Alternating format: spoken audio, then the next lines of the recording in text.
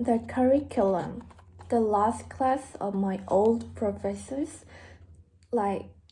took place once a week in his house, by a window in the study where he could watch a small hibiscus plant shed its pink leaves. The class met on Tuesdays. It began after breakfast. The subject was the meaningful of life. It was taught from experience. No grades were given, but there were oral exams each week. You were expected to respond to questions, and you were expected to pose questions of your own. You were also required to perform physical tasks now and then, such as lifting the professor's head to a comfortable spot on the pillow or placing his glasses on the bridge of his nose. Kissing him goodbye earned you extra credit. No books were required, yet many topics were covered, including love, work, community, family, aging, forgiveness, and finally, death. The last lecture was brief, only a few words. A funeral was held in lieu of graduation. Although no final exam was given, you were expected to produce one long paper on what was learned. That paper is presented here. The last class of my old professor's life had only one student. I was the student. It is the late spring of 1979, a hot, sticky Saturday afternoon.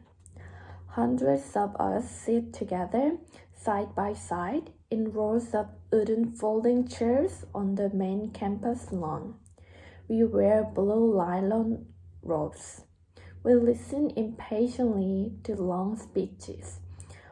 When the ceremony is over, we throw our caps in the air, and we are officially graduated from college. The senior class of Brandeis University in the city of Western, Massachusetts. For many of us, the curtain had just come down on childhood.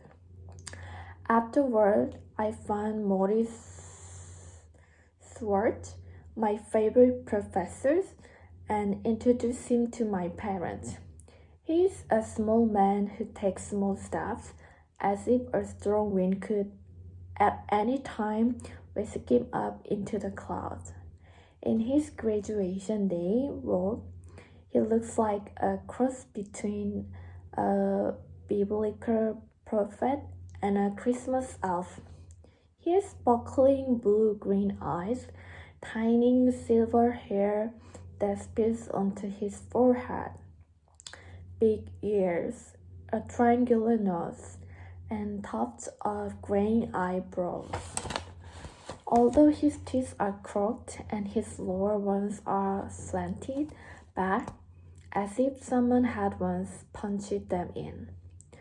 When he smiles, it's as if you just told him the first jokes on earth. He tells my parents how I took every class he taught. He tells them, "You have a special boy here." Embarrassed, I look at my feet. Before we leave, I hand my professor a present, a tan briefcase with his initials on the front.